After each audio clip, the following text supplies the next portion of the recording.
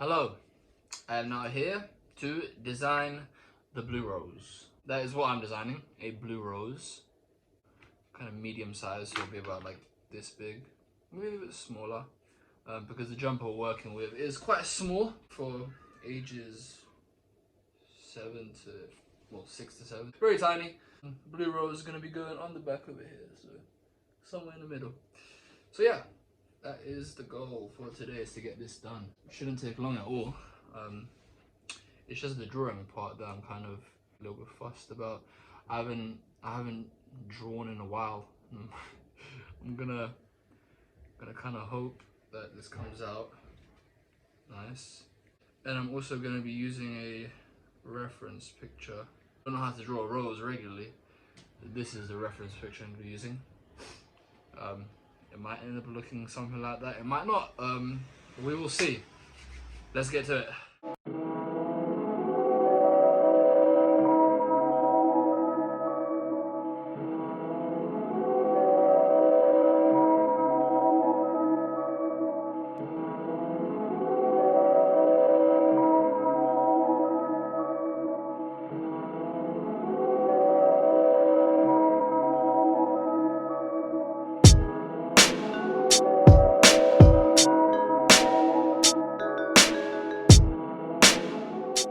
Alright, so this is what I've come up with so far. Of course it's not finished yet, but it's starting to look better already.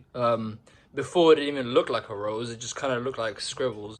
That's one thing I have trouble doing. I have trouble drawing roses. They're a bit difficult because of like the way, like there's all these random, what looks like shapes in the middle, and I can't get that down entirely. But I still think this is coming along pretty good. And it's not finished yet, so I still have to work on it.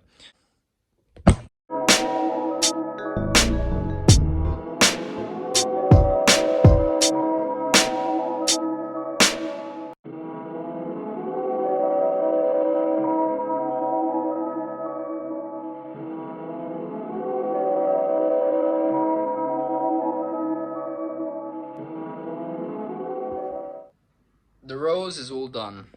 For this, I feel like it came out pretty cool, and it looks nice as well. Now, let me just add the finishing touches. Right, all finished, all colored in. I did mention before that a little cousin wanted a blue rose, but then things changed, and she said she wanted a purple one. This is it. I hope she likes it though, I really do. The rose is now done. The next thing to do is cut it out, then get the bonder web stuck on. After we get the bonder web stuck on, cut that out, then transfer over the design onto the jumper, iron it on, and then finally just stitch it up and secure it all and make it look lovely. Gonna get this stitch on.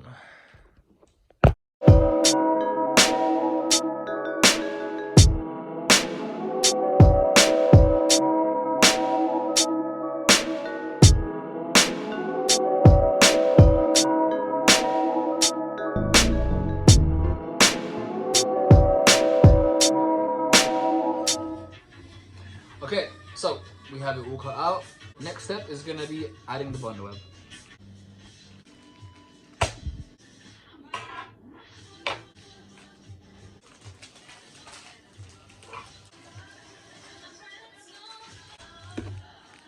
We got all this stuff ready. This is all we need to get the bond web patched on. Everything's done, everything's cut out. This is all we need for the process of sticking on the bonder web. Some fabric, any kind of fabric that you don't want to use or really don't care for. Get that, you place it, ideally you would want an ironing board, which I've got downstairs but I'm not using. I have this piece of cardboard that's going to be kind of protecting my wooden desk.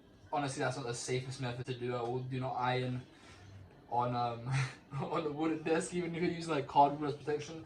But I'm just being a little bit lazy and I can't be asked to go downstairs to get the ironing board. Anyway, this isn't a long process of ironing, so I could just quickly do this. Don't do that at home. Use an ironing board.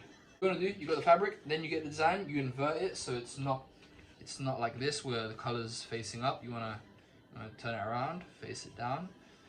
So then you get the bonder web, and then there's two sides to this bonder web. There's the rough side, which is the side with the adhesive glue, and there's the smooth side, the side that you can draw on, or like if If you wanted to like draw out your design and then cut it out and then stick it, you can do that. And yeah, it's just an indicator to know what glue side is and the not glue side is. To get your rough side, and you want to put it over the design. Make sure it covers all areas, everything. After you've done that, next step is to get your iron ready, which is all the way down there, and I'll do that. Alright, so once your iron is heated up to a reasonably high temperature, to a temperature that if you were to just, you know, iron yourself, you burn yourself, that's the kind of temperature you want. You want that kind of temperature. But don't burn yourself, and do not iron yourself, because that's not smart. After your iron's hot, you just want to iron. You just want to iron over the design. You just want to make sure you go over a couple times. Once you finish ironing it, it's going to be very hot, so you want to give it about, what, 30 seconds to a minute for it to cool down and dry. And once it's cool and not hot anymore, and the glue's just kind of set, then we're going to move on to cutting out the design again. And just a little tip, do not leave your iron on whilst you cut this or do anything else, because I've forgotten in the past and left my iron on, and that is a very big safety hazard, and you don't want to burn your house down or just somehow damage something. Make sure once you finish with that, unplug your iron so you don't forget about it and leave it. Okay, so it is dried now, and once it's dried you can start cutting around.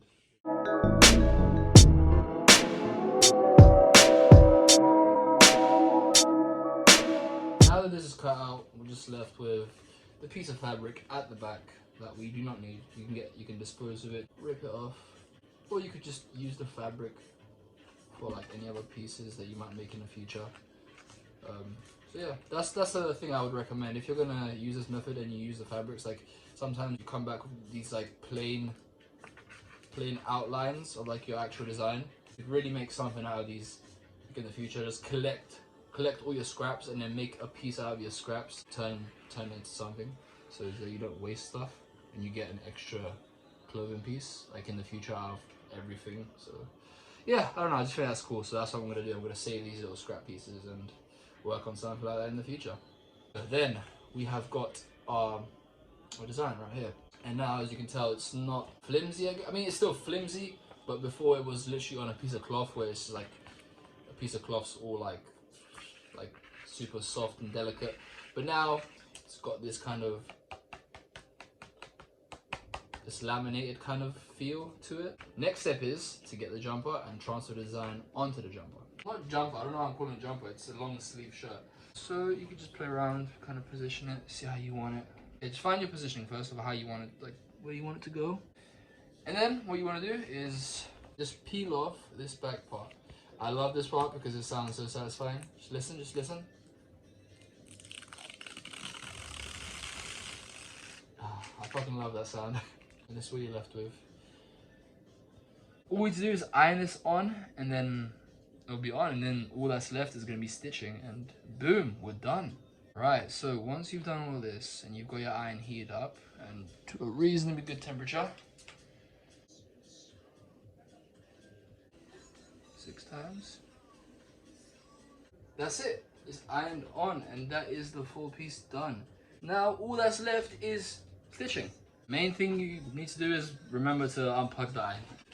And here is the finished piece. Well, it's not entirely finished. I have to stitch it up to make sure it's extra secured and actually stays on. Only problem is that I kind of held it on the iron on for just a tiny bit, so it left this little mark. But that'll go away. So because the only thing left to do is stitch, I'm just gonna quickly stitch and be right back. I'm pretty sure you guys don't need to see me stitching and see the process of that, because I'm pretty sure you know how that goes. All right, it's all done, all sewn up, and that is the whole piece. Very simple, nothing too extravagant and abstract. With that being said, that is going to be the end of the video. I have nothing else to work on today. I hope you enjoyed the video, and I will see you in tomorrow's one. Peace. So, you may be wondering, change of clothes. I've got a different t-shirt on, I still got a hat on. But yeah, this is the next day, and this video is not actually over.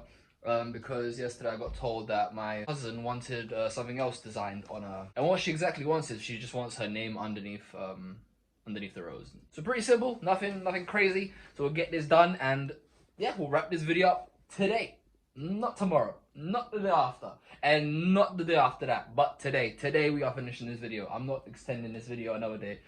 So yeah, let's get to it. We're just gonna write out a name and that's it. And then we'll start to do the same process. Bundle web, ironing it on the fabric, and then stitching on. So same process. Same process. Let's go.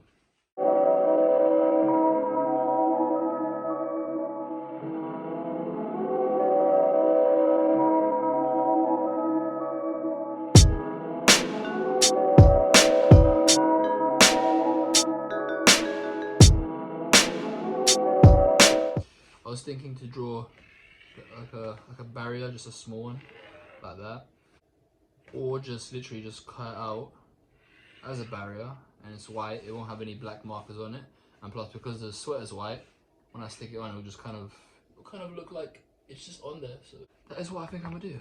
Time to cut. It's cut out. Apparently I didn't record it cutting out. I didn't even press the record button, but yeah, it's cut out. Now time to add on the bundle web and then transfer this onto the actual piece. So yeah, let's start. We've got all our basic materials, our fabric, our design, and our bundle web. Let's get this started.